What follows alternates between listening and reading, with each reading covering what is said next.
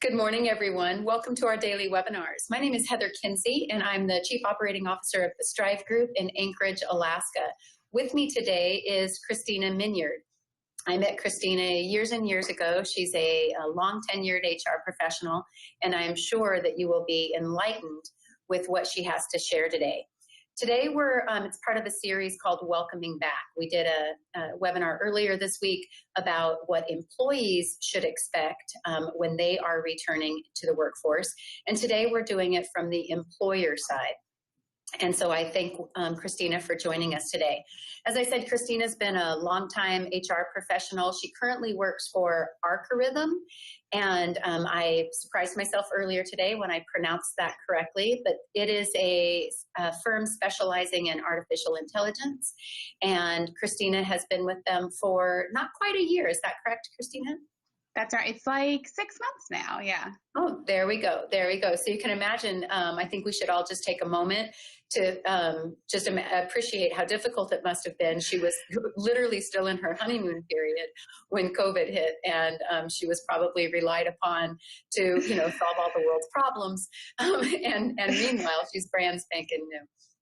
But anyway, She is a very, very seasoned professional, and I am positive that we will learn a lot from her today. So if you're joining us live, you'll notice on the right-hand side of your screen is the chat function. That's how you will submit an observation or a question to either Kristina and I. Unlike previous webinars where I pop out, I am going to stay online for the entire 30 minutes so it can be more conversational with Kristina and I. So if you do have a question in the chat, make sure if it's specifically for Kristina that you let our moderator know that, because I have a tendency to be a mic hog, and I don't want to answer the question that you wanted to hear from Kristina on. So let it be known. Maybe that's why, Kristina, I always pop out, so I don't hog the mic. So okay. Without further ado, we'll go ahead and jump in, and I will sit back and relax while Kristina tackles some of these frequently asked questions from employers as we welcome our employees back. Okay, great. Thank you so much, Heather. I am excited to be here to share some information with everyone. I know this is a super hard time, and we have been challenged as HR professionals in a lot of ways. And for some of us, I think COVID-19 has kind of taken over the majority of our focus and our role. When you start thinking about how can I make sure, just this first question, how do we assure our employees that it's safe to return to work? That is probably what keeps me up at night right now, right? It's one thing to keep your family safe and all shelter in place and know that everyone's safe because you're not letting anyone leave the house, but you have to also take care of your employees now that states are lifting their stay-at-home orders and their safer-at-home orders. We had one of those in Alabama. To start going back to work. So I think the first thing that you can do is communicate with employees. If you are not constantly updating them on where you are in your plan, whether you're 100% sure what your next step is or not, they're sitting at home and they're wondering, have they thought about this? Are they going to provide this? Are they going to do that? So your first step is going to be communication. Part of that means that you're going to get some really good ideas from your employees too, because we have one perspective of how we want to tackle things to make sure that they're safe, but employees may have a different perspective. An example from our workplace is we have a couple of areas that are like open, and there's just a bunch of tables and developers everywhere, but I go in and I have an office where I can shut the door. So their safety concerns might be different than my safety concerns. So definitely start with communicating with your employees. I think it's important to recognize that not all of your employees have access to the same resources. So you can't find that out though if you don't have a conversation with them. If we're talking about how do we make our environment safe, when we're communicating with our employees, we're going to tell them, hey, we're looking at federal guidance, we're looking at state guidance, we're looking to our local leaders to tell us, county specific or city specific instructions.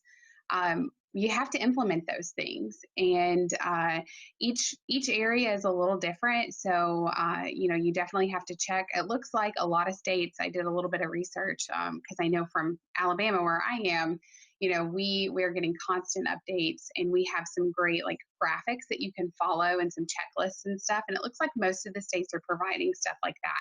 So definitely go and find those resources for your area. And if you are a multi-state employer like we are, make sure that you're checking the other states as well, because what's happening here in Alabama may not be the same thing that's happening in Arizona for our team that's over there, or North Carolina, or wherever, or Alaska. I have no idea what you guys are doing in Alaska. I think that's a good point. If you're a multi-state or a multi-location, even in Alaska, we've got some city restrictions that are different, around the state. And if you've got multi-locations, you've got to have perhaps signage or different protocols, internal controls and such, depending upon that location. So that's a really good point.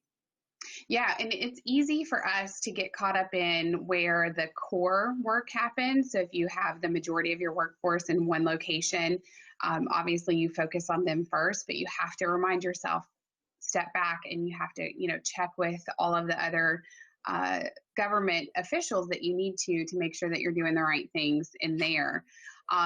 We have had so many meetings about this, and this has just consumed my life. Some of the things that we're doing to make sure our environment is safe is, we've ordered a lot of supplies for everyone. We are providing PPE. We're providing multiple masks because, one of the things is if you're using these cloth face coverings, you need to wash them in between uses. Well, I don't expect everyone to go home and do laundry every night. So we're providing multiple so that if you don't do laundry every night, you have a clean one and a fresh one ready to go. We have kind of a secret stash of disposable ones for anyone who maybe cannot wash in between, from day to day, or maybe they show up and they forgot it, because we all have employees who have, forgotten a badge, or sometimes even forgotten their laptop at home or whatever. And so we knew we had to have a backup. Clear signage and directionals. We've done kind of like the grocery stores where you mark off, this is 6 feet apart. We're rearranging desks. We're providing disinfectant. We're having the cleaning checklist displayed, making sure that people get proper training on how to wear their PPE, proper training on how to disinfect their work areas. We even have a plan for making sure there's only one person in the bathroom at a time. So you have to kind of look at, where are your areas that are most commonly used? What is it that your people use day to day in their routine as you bring them back that you either need to close, like we've closed break rooms so that people don't congregate. We've closed conference rooms. Even if we go back on site, we're going to use stuff like Zoom to conduct meetings so that we're not within 6 feet of each other. Right. I think those are some great ideas, Christina.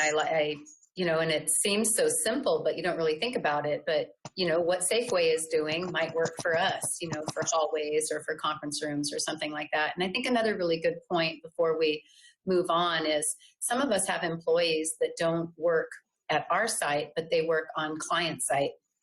And I think it's really important for, whether it's human resources professionals, sort of talking to each other and preparing that employee, or whether it's supervisors, talking to their other business partner to prepare the employee. But we cannot forget about those employees who don't get the benefit of all of our due diligence because they're at a client site all day or all week, or, half of the day or something like that.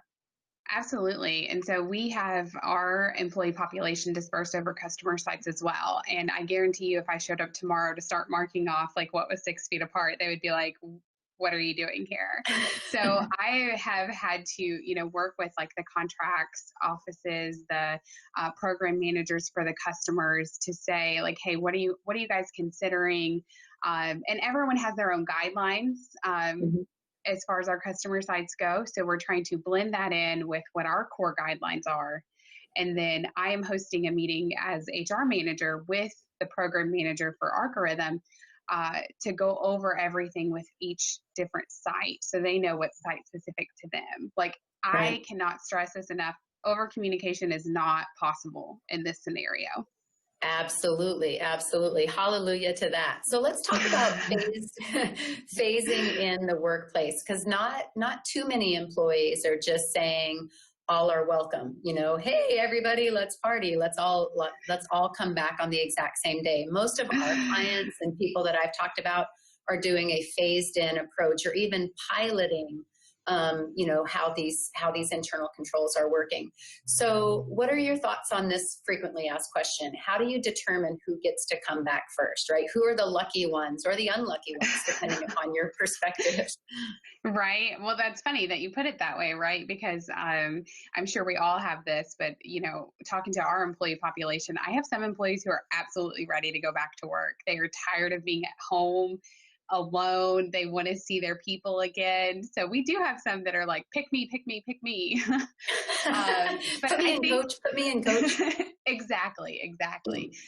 So when you look at your phasing in plan, and I think it's super important to have a phasing in plan, because if nothing else, you want a minimum of 2 phases so that you can kind of test the waters a little bit with the first group and work out any challenges that you didn't foresee, because that's always going to happen. You think that you've thought through everything, that you've made a list of everything, but once everybody comes back on site, it's different. So one of the tools that we're using when we're looking at that is, again, because we have some of that open office space, those of us who have an office where we can close the door, we're the first group back. That is going to allow us to come to work, not have to wear our mask the entire time that we're working. You wear your mask into the facility, and then once you can get into your office space where it's just you and you can shut the door, you can take your mask off and work. This will also kind of allow us to see, okay, what do we use throughout the day that we didn't think about when we were making this plan? Maybe I went to the break room more than I thought I went to the break room, and now I've got to redirect. We've also talked about, can this group, do we need to order supplies so that you can, bring your coffee in a thermos so that it stays warm? Because since the break room's closed, the Keurig's unavailable, so when you have a phasing in plan like that, it will help you kind of work out those kinks. So, I think that it's a great idea to start with people who have an office where they can close the door. You might also just look at your employee population and think about, is there like a critical decision maker that should be here? I think that maybe not all of leadership, but some of your leadership team should absolutely be part of the first phase that comes back, if they aren't already working on site.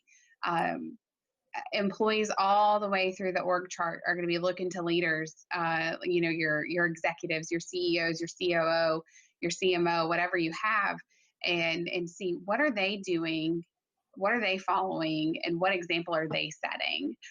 So if you bring them back first, they get to kind of get into a good groove before everyone comes back and sees, how they're conducting themselves. Are they also wearing masks? Are they, paying attention to the 6 foot? Because, we've all gone to the grocery store and somebody's going the wrong way down the one-way aisle and you're like, what do I do? And so like, you got to give them time to come in and get used to whatever changes in the setup you've made so that they are being that good example. Right. I think that's a really, really good point. It breaks my heart to hear of organizations where employees are expected to follow one set of rules, and meanwhile, their manager, their supervisor is sort of going rogue. So I appreciate that. And I also think something that our viewers can pay attention to here in how do we determine who should come back first is if it's likely that work is going to be conducted differently, or if processes are going to change, or protocols, or the way work is distributed is likely to be different, then those key stakeholders should probably be a part of the return to work phase 1, because they're going to be the ones that will identify when more people come back, here's how work is going to be distributed. Or when more people come back, here's how we're going to manage scheduling, right? A typical protocol that all of us deal with, and we've never really had to be flexible before, but it could very well be that for an employer who doesn't necessarily have, banker's hours or strict office hours, that we do more of a flexible scheduling approach to minimize the people at work.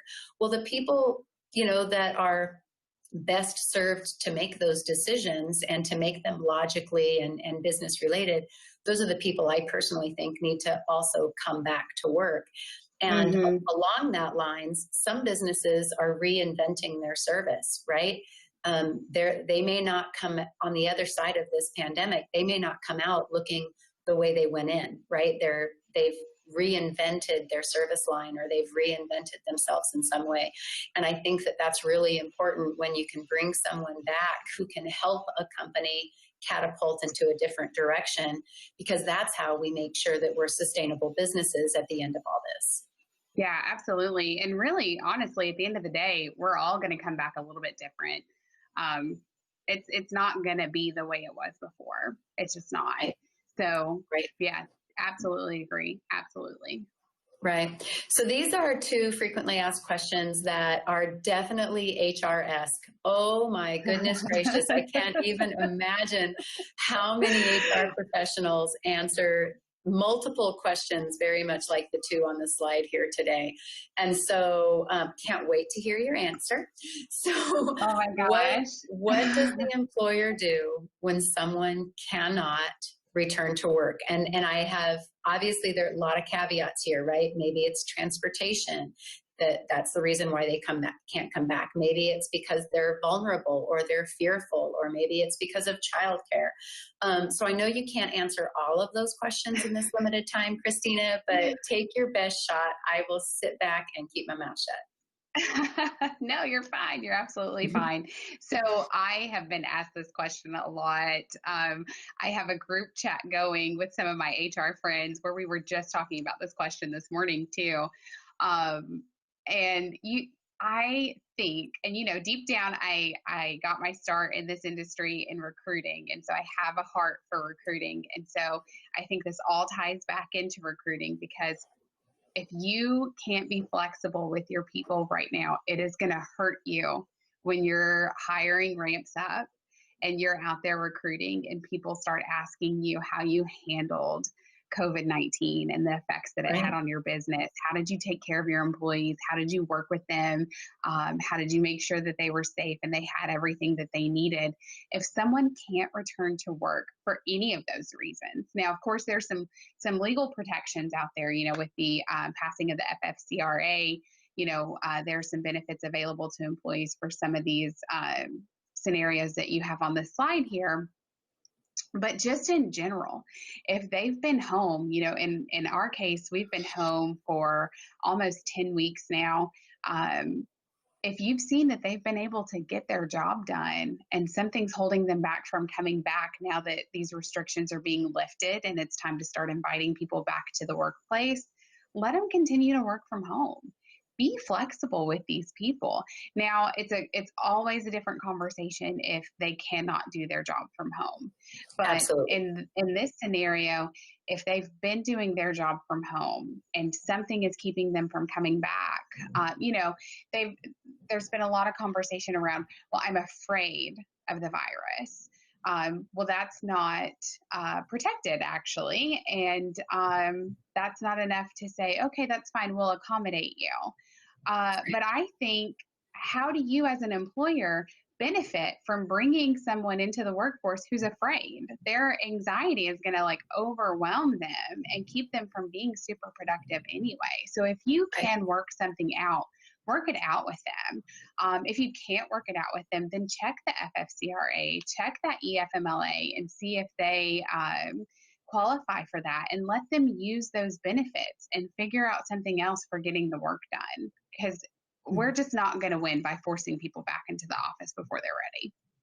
Right. And I would say that you could also capitalize on their fear, right? Because that insight, as you had talked about right when we started this webinar, that insight and that perspective might help you develop a better internal control or a better protocol that alleviates not just that particular employee's fear, but a whole host of other employees' fears, right? So we can really capitalize on these fears, whether we think they're reasonable or not, they exist. And we might learn quite a bit from them from the employer's perspective. And if I could, Christina, I would like crawl into my camera and pop out on your camera, as creepy as that would be, and give you a big fat hug for tying all of this back to recruitment. Because I think we can take any crisis, you know, it could be an earthquake, it could be a tornado, it could be tsunami, it could be, you know, an economic crisis or whatever. How did you handle that with your current employees who have been quite loyal to you up until that time? And how might that then affect your recruitment for future employees? Because you cannot tease those two things apart. And I appreciate your perspective there. So when I do see you, big fat hug out of the blue just for that. I'll bring it back to, remember May 13th, Christina? Do you remember May 13th when you offered it? So Heather's going to write in her diary tonight, I owe Christina a hug. Thank you. Exactly. And I don't even care that she might not be a hugger.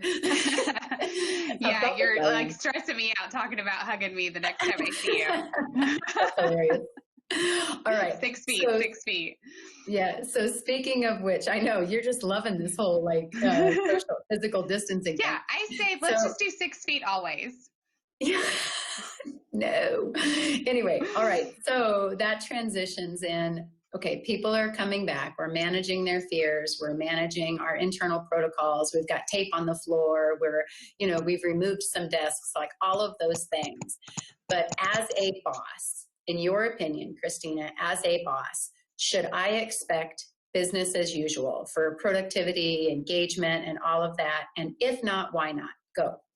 No, you should not. You absolutely should not. So think about it this way. You know, your employees have been home probably just long enough to finally like find their groove and getting their work done and making sure that they are staying on task and managing their time wisely and separating work from their home life.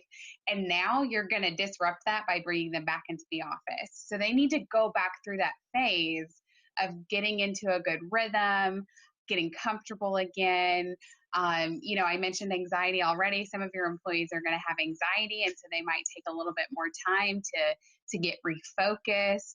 You're also going to have people who, if they're like me, they haven't left their house for 9 weeks. They haven't interacted with anybody. And so they're going to want to know, how is everyone doing?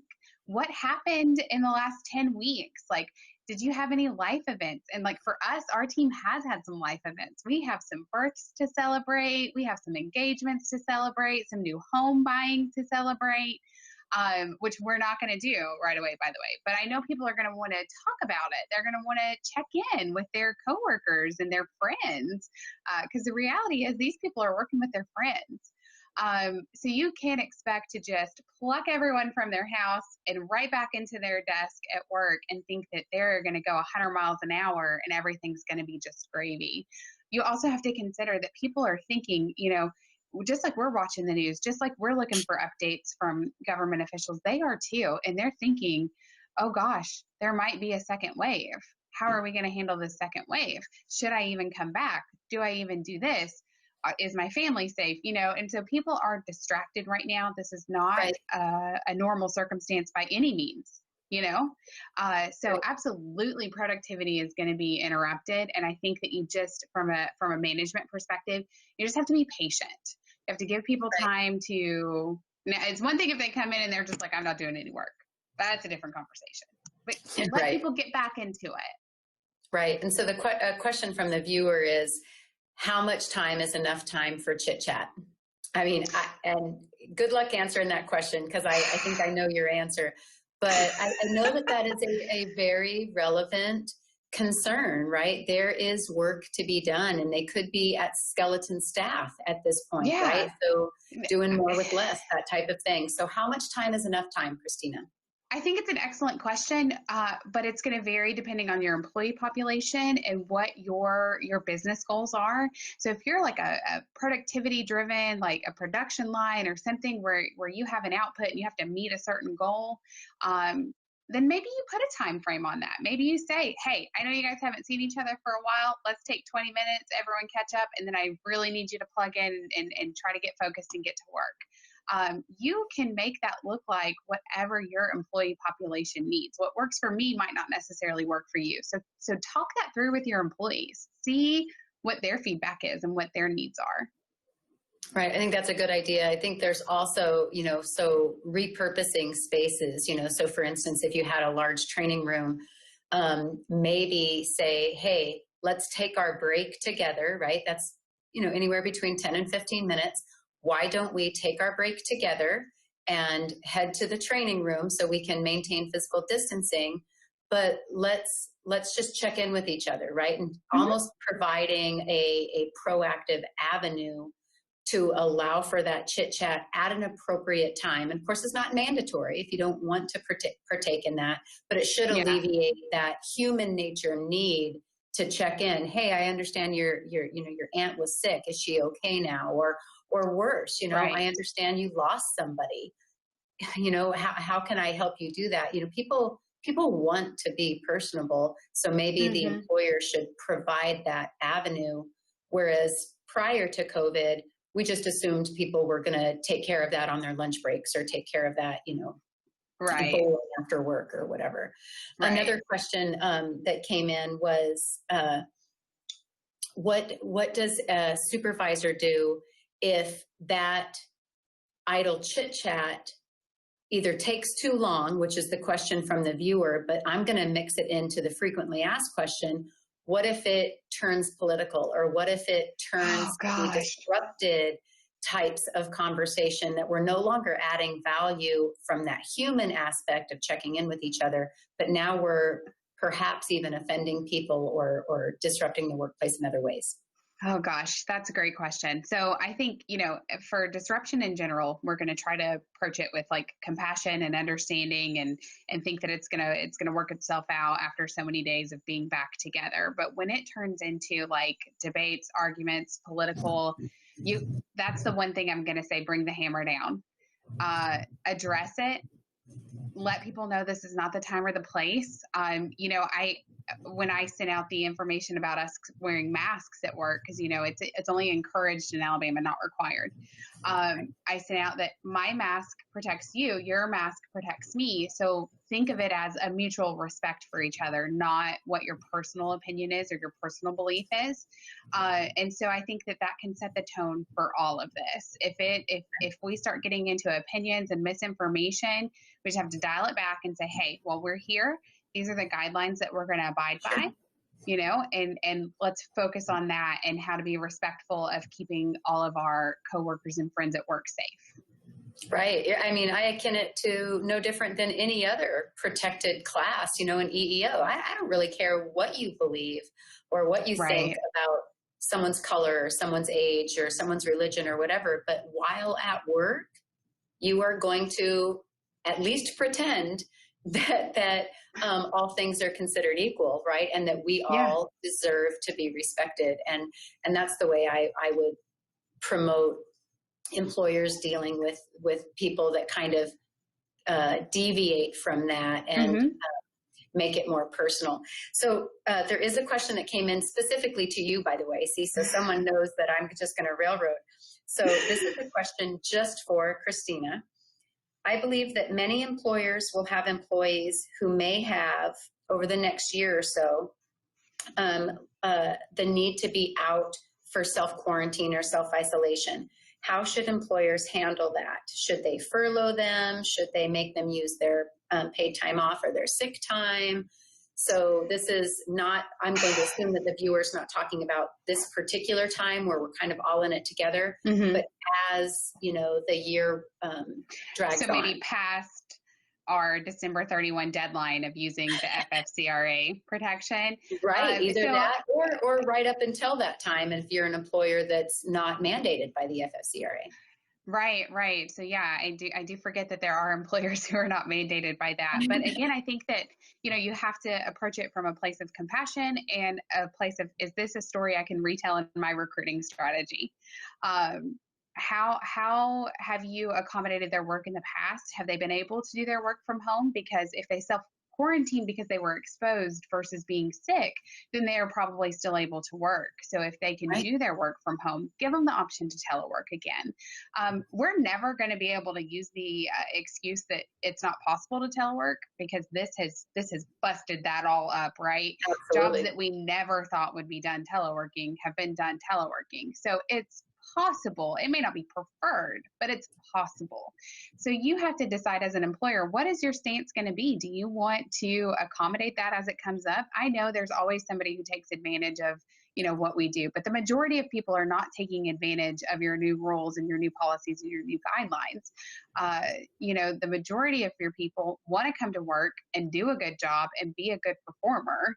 At the end of the day, they may have a different way of communicating that than you do, but I say that you try to work with them and try to let them telework. Now, if they can't telework, then my next preference, if there's no protection for them to use, is to furlough them and continue their health benefits. Because since we're in a country in the U.S. where health benefits are tied to employment, you don't want to Right. let someone go and then they don't have any coverage. They can't get Absolutely. cared for.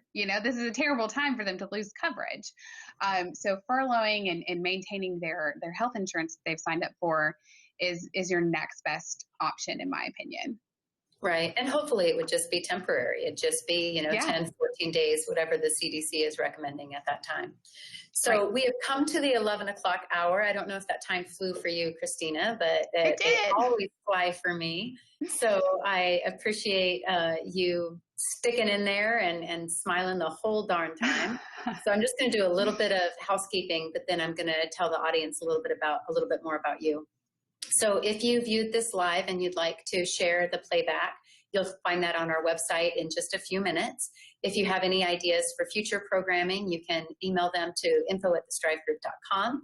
And I encourage everybody to stay positive and find the silver lining in this welcoming back of our workforce. If we do it correctly, we'll be in a good place. And I urge everybody, whether you're a supervisor or a business owner or an employee, to make sure that you do it correctly and that you try your darndest to abide by all of the recommendations from our CDC officials, our government officials, and so on and so forth. So here's a little bit about Kristina. As I said when we started, I met her years ago. Loved her years ago, still love her today. It's not a past tense thing, but she's from Arcarithm. And again, she's a longtime HR professional. She's also a very, very active volunteer. Her energy and spirit is not just shared with Alabamans, but across the nation. She works so hard to make sure that people are connected and that people are mentored. I know she's served as a mentor to many HR professionals, and I would be very, very surprised if they didn't love her as much as I love her. But here's how you get in touch with her if you'd like to contact her directly or engage with her with some of the content that she's provided. So Kristina, do you have anything to say to our viewers before we hang up, figuratively speaking? Just thank you. Thank you guys for allowing me to be a part of your conversation for your return to work. I'm happy to help in any way that I can, because I do, as cheesy as it is, I believe that we are all in this together. And so if I can help you, I would love to. Thank you. And some of the things that you talked about with Arcarithm, Kristina, like your return to work plan or protocols, would you be willing to share those if anybody wanted to reach out to you? Oh, absolutely. 100%. Okay, Yep. excellent. All right. Well, we will bid ourselves goodbye and thank you much.